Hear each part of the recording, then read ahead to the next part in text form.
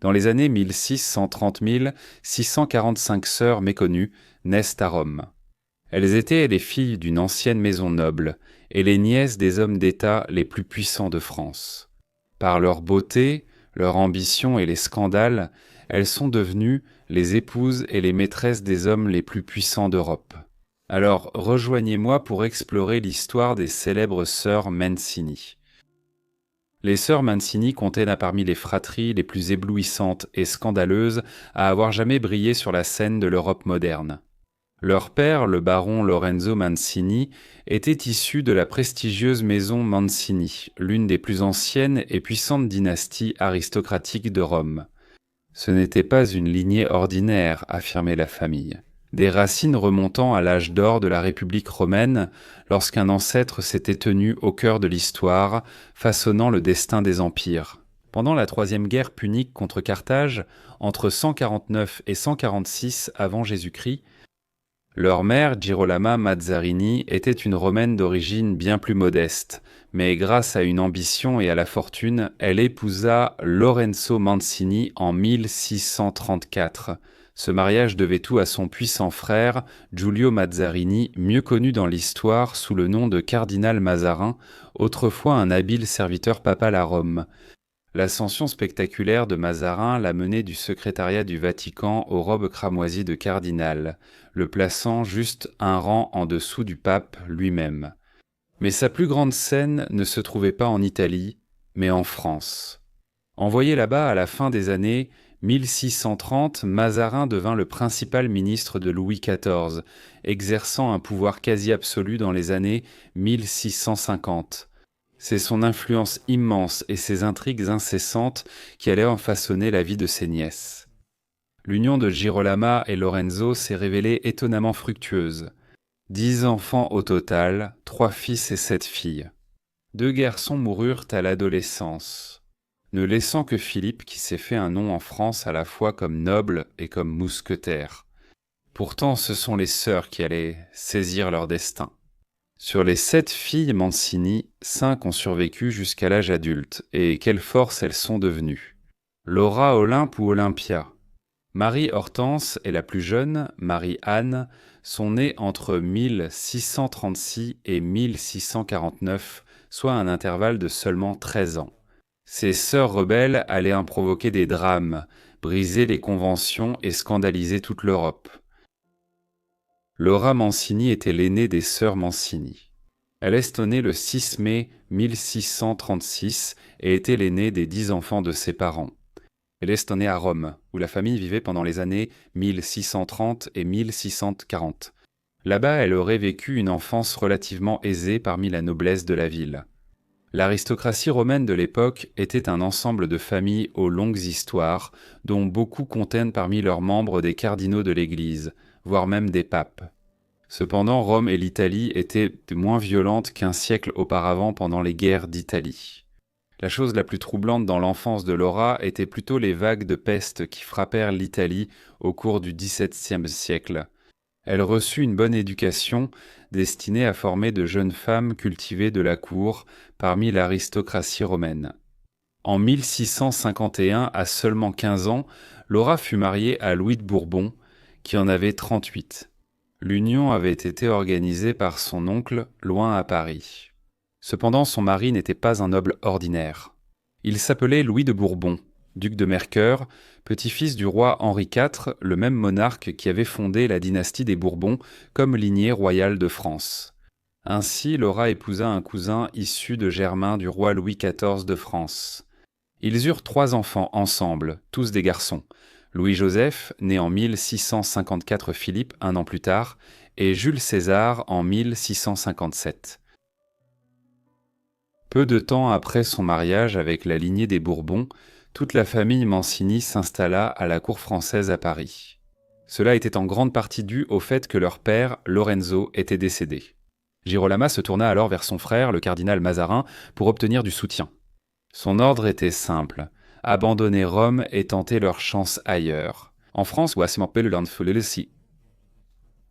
où la nouvelle union de Laura avait lié le destin de la famille à la couronne des Bourbons elle-même, à Paris, Laura reçut le titre d'Altesse Sérénissime en tant que princesse du sang. Mais l'arrivée des sœurs Mancini en France fut tout sauf facile. Presque aussitôt, elles devinrent la cible de pamphlets violemment anti-mazarins, les ridiculisant comme des princesses de pacotille et des vipères puantes, se moquant de leur ascension soudaine. Et il n'y avait pas que les 5 filles Mancini qui ont débarqué à Paris. 2 cousines, Anne-Marie et Laura Maritozzi, étaient également sous la protection du cardinal Mazarin. Ensemble, les 7 jeunes femmes formaient une troupe notoire et elles furent bientôt surnommées les Mazarinettes. Lorsqu'elles furent officiellement présentées à la cour, le maréchal de Villeroy dit à l'oncle du roi, Gaston, duc d'Orléans: Voici de jeunes demoiselles qui, pour l'instant, ne sont pas du tout riches, mais qui auront bientôt de beaux châteaux, de bons revenus, des pierres précieuses, de l'argenterie de valeur et accéderont à un rang élevé. Malheureusement, Laura Mancini ne resterait pas beaucoup plus longtemps auprès de ses sœurs. En février 1657, elle est morte de complications après avoir donné naissance à son 3e enfant. Elle n'avait que 20 ans. Son veuf est ensuite devenu ecclésiastique, montant vite jusqu'au rang de cardinal. En conséquence, la garde des 3 enfants de Laura fut confiée à ses sœurs. La suivante en âge parmi les 5 sœurs était Olimpo Olympia. Alice est née à l'été 1638. Elle approchait de l'adolescence lorsque la famille Mancini s'est installée en masse à la cour de France. En tant que 2e sœur aînée, elle est devenue un élément clé dans le jeu de pouvoir acharné de son oncle. En tant que cardinal de l'Église, Jules Mazarin ne pouvait pas avoir de famille légitime lui-même. Alors lorsque le père des sœurs Mancini est décédé, Mazarin a pris les enfants de Girolama comme sa propre famille de substitution. Cela servirait à bâtir une dynastie politique en France. Ainsi, Olympie fut mariée en 1657 au prince Eugène Maurice de la Maison de Savoie, une grande lignée aristocratique qui régnait sur le duché de Savoie.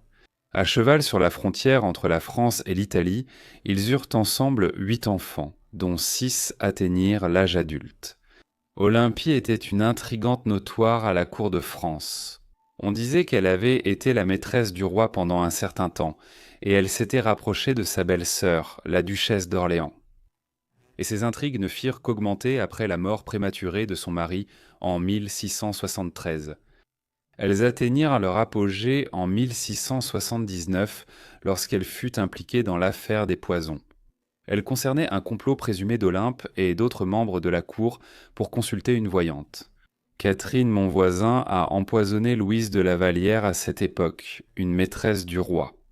Ce n'était qu'une petite partie d'un énorme scandale, et des centaines de personnes ont été impliquées dans de nombreux complots présumés dans le cadre de l'affaire des poisons. Au final, des dizaines de personnes ont été exécutées. La vie d'Olympe a été épargnée, bien qu'elle ait été exilée de France. Un séjour à la cour d'Espagne a entraîné une nouvelle accusation d'empoisonnement. Là-bas, cependant, il n'est pas clair s'il y avait une part de vérité dans cette accusation. Ces dernières années se sont donc déroulées à Bruxelles, où elle a réussi à éviter la tentation d'empoisonner qui que ce soit avant sa propre mort à l'âge de 70 ans en 1708. La cadette des 5 sœurs Mancini était Marie Mancini, née le 28 août 1639. C'était une beauté mûre, et on disait que le roi Louis était réellement amoureux d'elle, cependant. Une suggestion selon laquelle il pourrait l'épouser fut écartée par ses conseillers qui déclarèrent qu'il devait épouser une princesse européenne issue de l'une des principales maisons royales du continent. Il est dit qu'ils avaient une connexion émotionnelle très forte. Et le roi Louis pleura tellement de l'avoir perdue, mettant son royaume avant son cœur. Pour éloigner Marie du roi, elle fut rapidement mariée, à son grand désarroi, au prince Lorenzo, Colonna de Pagliano. Ils se sont mariés en Italie en 1661 alors qu'elle avait 22 ans. La maison Colonna était une grande famille italienne liée aux Baraberini, la famille la plus puissante de Rome au XVIIe siècle. Marie n'a jamais été heureuse dans ce mariage. Avec Lorenzo, elle a eu 3 enfants, Filippo, Marc, Antonio et Carlo, entre 1663 et 1665. Par la suite, elle est devenue réticente à avoir d'autres enfants au début des années 1670, alors que son mariage avec Lorenzo se détériorait davantage. Marie a d'abord été envoyée dans une maison religieuse, une version du XVIIe siècle de l'internement. Elle a ensuite pris la décision de quitter l'Italie et de passer la majeure partie de son temps avec sa sœur, Hortense, en Europe du Nord. Dans les années 1680, les deux sœurs deviennent des mémorialistes célèbres. Elle n'est retournée en Italie qu'à la mort de son mari en 1689, où elle a retrouvé ses enfants. Adulte, Mary Wood a continué à voyager et écrire jusqu'en 1715. Elle est morte en Italie en 1715 à l'âge de 75 ans. Peut-être la plus vénérée des 5 sœurs était Hortense. Il y avait un écart d'âge important entre elle et ses 3 sœurs aînées. Elle est née en juin 1646 et n'était donc guère plus qu'un nourrisson. Quand la famille Mancini quitta l'Italie pour la cour française à Paris, des intrigues sur son mariage existaient déjà dès son jeune âge. Dans les années 1650, la reine Henriette Marie, l'épouse du roi Charles Ier d'Angleterre, qui avait été exécutée par le Parlement anglais en 1649 à la fin des guerres civiles anglaises, vivait de nouveau dans son pays natal, la France. À la cour royale française, on commença bientôt à parler de la possibilité de marier Hortense au fils aîné d'Henriette Marie, le futur roi Charles II d'Angleterre. Cependant, cette union ne se concrétisera jamais. À la mort du cardinal Mazarin en 1661, les chances des Mancini d'épouser des membres de la royauté diminuèrent, l'influence familiale ayant décliné. Pourtant, la même année, son oncle est décédé. Hortense, âgée de 4 ans, fut mariée à Armand Charles de la Porte, duc de la Meilleraye et l'un des hommes les plus riches de France. Le mariage d'Hortense, comme celui de Marie, était compliqué. De la Porte avait 14 ans de plus qu'elle et était une personne psychologiquement instable qui croyait constamment que sa jeune épouse séduisante lui était infidèle. Il ordonnait à ses domestiques de fouiller au hasard ses appartements pendant la nuit pour trouver ses prétendus amants. Ils eurent 4 enfants en succession rapide après leur mariage au milieu des années 1660, mais elle s'enfuit de cette union en 1668. À cette époque, son mari s'était mis à dégrader la vaste collection d'art de sa famille, condamnant l'exposition de la chair comme immorale. Et il était même dit qu'il avait ordonné l'extraction des dents de certaines de leurs servantes pour les empêcher d'attirer l'attention des hommes. La déchéance mentale de la Porte était bien connue, et le roi Louis XIV offrit à Hortense une place protégée à la cour de France après qu'elle l'eût quitté. Elle reçut également une très grande pension de la part de son ancien prétendant, le duc de Savoie, ce qui la rendit financièrement indépendante pendant de nombreuses années. Elle s'installa ensuite à la cour d'Angleterre au milieu des années 1670, où elle renoua connaissance avec le roi Charles II, qui avait été rétabli sur le trône d'Angleterre en 1660. Célèbre pour ses nombreuses aventures et père d'une vingtaine d'enfants illégitimes, Charles prit Hortense pour maîtresse 2 décennies après qu'un mariage avec elle eût été suggéré à Paris. Cependant, ce ne fut pas de tout repos durant une période d'hystérie anti-française et anti-catholique en Angleterre. Au cœur du complot papiste, Hortense était détestée par beaucoup à la cour, étant considérée comme une agente de la cour française. Malgré ses origines italiennes, elle était également perçue comme extrêmement volage, ayant non seulement une liaison avec un royal européen, mais aussi avec la propre fille du roi Charles, Anne Léonard. Lorsque cela fut révélé, elle tomba en disgrâce et ne fut plus la maîtresse favorite du roi. Ils se sont toutefois réconciliés et elle et Charles sont restés amis. Hortense a passé le reste de sa vie en Angleterre, devenant diariste comme Marie. Leurs mémoires éclairent comment les femmes aristocratiques de l'époque moderne, confrontées à des mariages difficiles, percevaient eux leur place dans le monde. Elle est morte en 1699 à environ 50 ans. Étrangement, son mari réapparut à ce moment-là, prit possession de ses restes et les emmena à travers la France lors d'une tournée avec lui dans une charrette, avant de finalement la faire enterrer dans le tombeau familial des Massarins. Enfin, Marie-Anne était la benjamine des 5 sœurs Mancini. Elle est née en 1649 et ne parlait même pas encore lorsque la famille a déménagé à Paris, étant la benjamine. Elle était la chérie gâtée du groupe, considérée comme la plus spirituelle et vive des sœurs. Son éducation particulière l'a amenée à jouer un rôle maternel auprès de ses nièces après la mort de sa sœur, Laura, en 1657, bien que Marie-Anne fût encore elle-même une enfant. Sa célèbre union avec Godefroy Maurice de la Tour, duc de Bouillon, a été conclue en 1661, un jour avant la mort de son oncle, le cardinal Mazarin. Ils se sont mariés en avril 1662. Ils ont eu un mariage harmonieux et on dit qu'il l'aimait tellement qu'il fermait les yeux sur ses liaisons amoureuses. Ils ont eu 7 enfants ensemble, dont presque tous ont vécu longtemps.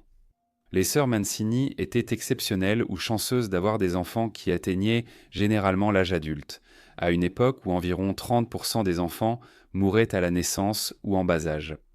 Comme sa sœur aînée Olympe, Marie-Anne a également été impliquée dans l'affaire des poisons à la cour de France à la fin des années 1670.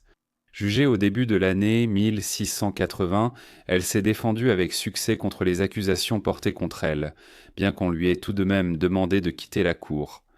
Sa défense vaillante en 1680 lui avait valu l'acclamation du peuple français. Peu après, elle fut invitée à revenir à la cour, désormais installée à Versailles, le nouveau palais de Louis XIV près de Paris.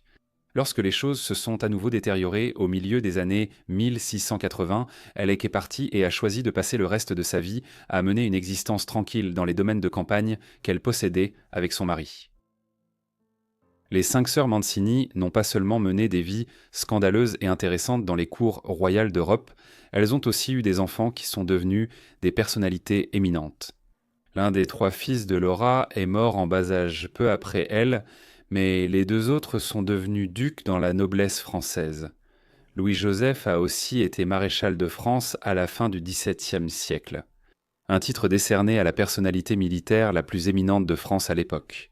Ayant servi avec distinction pendant la guerre de la Ligue d'Augsbourg, l'un des fils d'Olympe, le prince Eugène de Savoie, est devenu l'un des généraux les plus renommés d'Europe. Dès son rôle lors de la guerre pan-européenne contre l'Empire ottoman dans les Balkans dans les années 1680-1690, et culminant dans un partenariat réussi aux côtés du duc de Marlborough lors de diverses batailles pendant la guerre de succession d'Espagne. L'un des fils de Marie, Filippo, fut un mécène renommé des arts en Italie après avoir hérité des titres et de la richesse de son père en tant que prince de Pagliano. Plusieurs fils de Marie-Anne ont aussi occupé des rôles majeurs dans l'armée française, à la fin du XVIIe et au début du XVIIIe siècle.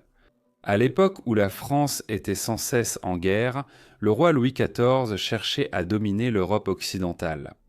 Mais l'histoire la plus marquante concernant les descendants des sœurs Mancini concerne la lignée d'Hortense. Ses arrière-petites-filles étaient les célèbres 5 sœurs Nel qui, dans un étrange parallèle avec leurs ancêtres Mancini, sont devenues célèbres pour leur mariage et leur relation avec le roi Louis XV de France au milieu du XIIIe siècle. Merci beaucoup à tous d'avoir regardé cette vidéo sur les sœurs Mancini. J'espère que vous avez trouvé cela intéressant. Dites-moi ce que vous pensez de leur vie dans les commentaires ci-dessous, et si vous avez d'autres suggestions, faites-le moi savoir également dans les commentaires. Et j'espère que vous êtes abonnés et que vous avez activé les notifications pour recevoir toutes mes vidéos dès que je les publie. Voilà, c'est tout pour moi. On se retrouve dans le prochain livre de la vie. Merci.